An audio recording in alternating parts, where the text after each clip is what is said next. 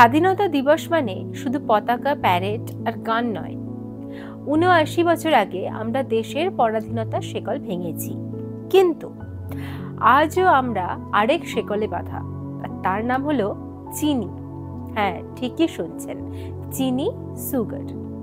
প্রতিদিনের চা বা কফিতে চিনি অথবা মিষ্টিতে চিনি ধীরে ধীরে আমাদের শরীরকে করে তুলছে ডায়াবেটিসের হাতে পরাধীন।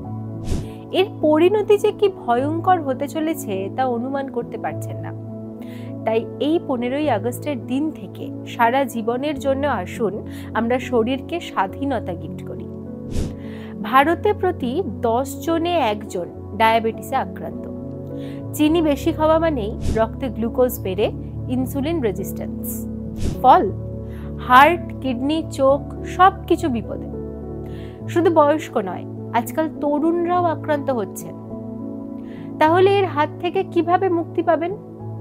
কিছু জিনিসকে না বলতে হবে আর কিছু জিনিসকে হ্যাঁ।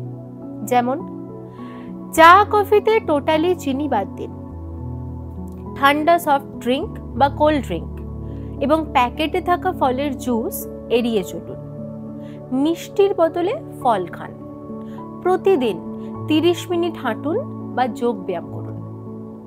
দেশ স্বাধীন হয়েছে, এবার নিজের শরীরকে স্বাধীন করুন চিনির দাসত্ব থেকে।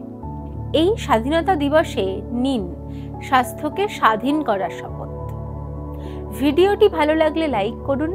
নিজেদের কোনো সমস্যা হলে আমাদের কমেন্ট করে জানান, আমরা আলোচনা করব সেটা নিয়ে।